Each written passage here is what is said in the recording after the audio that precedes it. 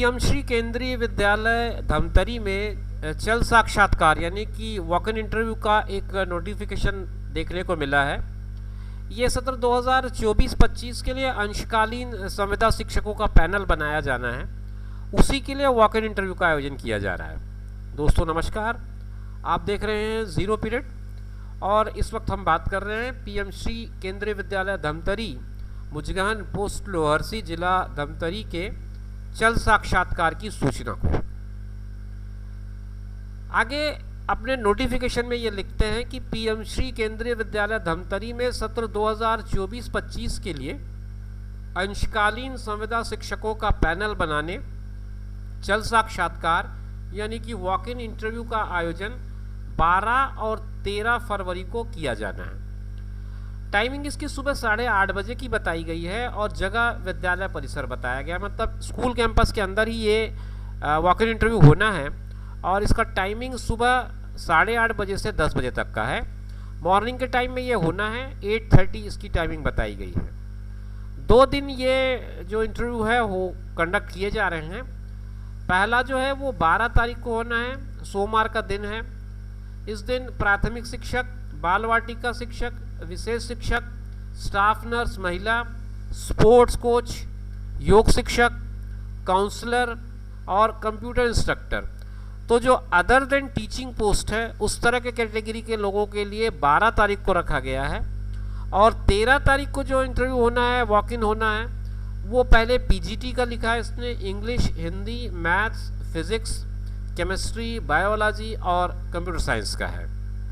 जबकि इसके बाद का जो क्रम है उसमें प्रशिक्षित स्नातक शिक्षक यानी कि टीजीटी के लिए है और वो होगा English, Hindi, maths, science, social science और संस्कृत का। तो ये मैंने आपको सब्जेक्ट्स बता दिए हैं और शेड्यूल बता दिया है। अब अगर आप इस पर आवेदन करना चाहते हैं तो आपको केवीएस के वेबसाइट पे जाना पड़ेगा धमतरी के, और वहाँ से आप डाउनलोड करेंगे आवेदन पत्र को और जो प्रारूप होगा उसको भर करके साक्षात्कार के दिन निर्धारित तिथि और समय पर उपस्थित होंगे। इसके बाद की जो प्रक्रिया है वो मैं आपको समझा दूं। सबसे पहले आपका रजिस्ट्रेशन होगा 8:30 बजे से 10 बजे तक। ये रजिस्ट्रेशन का टाइम हो गया। अगर आप एक से ज़्यादा पद के लिए आवेदन कर रहे हैं तो आपको अलग अलग पद के लिए अलग अलग आवेदन करना होगा। अब होगा ये कि जिस सब्जेक्ट में ज़्यादा कैंडिडेट्स हो जाएंगे, अधिक अभ्यर्थी हो जाएंगे, उनकी स्क्रीनिंग के लिए एक रिटन टेस्ट होगा, प्रैक्टिस डेमो हो सकता है, प्रैक्टिकल टेस्ट हो सकता है या फिर डेमो हो सकता है। ये स्क्रीनिंग के लिए होगा। दरअसल नंबर ऑफ कैंडिडेट्स अगर ज़्यादा होते हैं तो उनके वॉक इन इंटरव्यू से पहले उन्हें ये 3 में से किसी एक चक्र से या एक से अधिक चक्र से होकर के गुजरना पड़ेगा।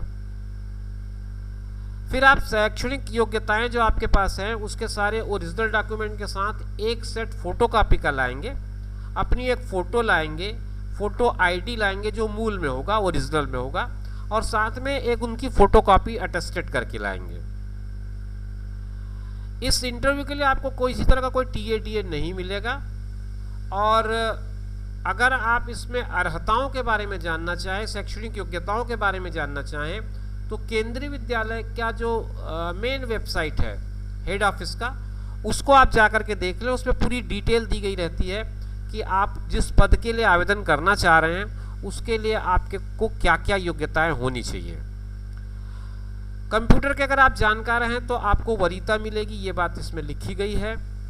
और ये अभ्यर्थियों के लिए है जिनकी आयु सीमा 18 से 65 वर्ष होगी, मतलब रिटायर्ड पर्सन जो 60 साल में रिटायर हो जा रहे हैं उनके लिए भी ये मौका हो सकता है।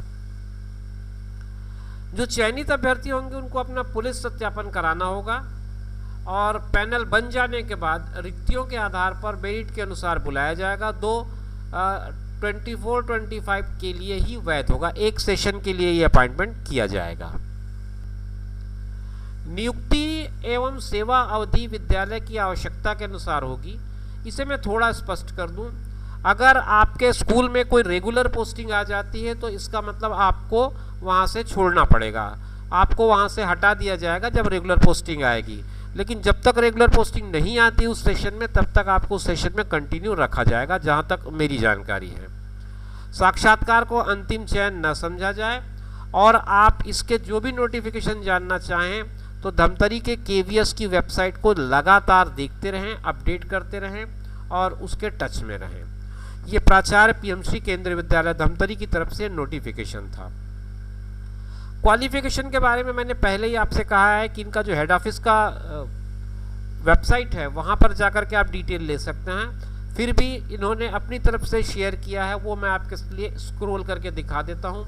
PGT Hindi, English, physics, chemistry, maths और बायो, इनके लिए क्या क्या चाहिए।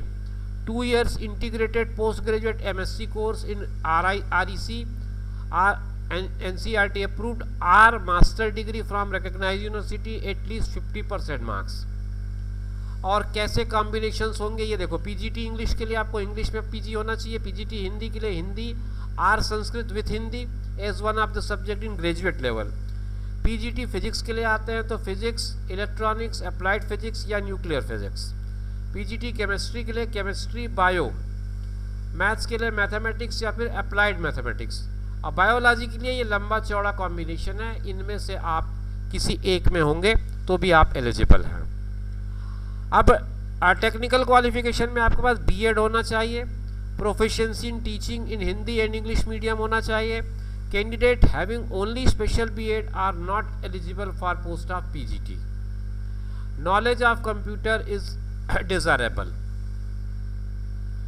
कंप्यूटर साइंस वालों के लिए एटलीस्ट 50% मार्क्स के साथ आपको ये होना चाहिए, या बीई आप बीटेक हो आईटी कंप्यूटर साइंस में, बीई बीटेक हो any stream and post graduate diploma in computer science, or MSc computer science /MCA, or BSc computer science BCA with post graduate degree or diploma degree in any subject from recognised university, or PGDCA post graduate diploma in computer and post graduate degree in any subject, or B level DOEACC, or C level DOEACC, proficiency in teaching English and Hindi medium, ये जरूरी है।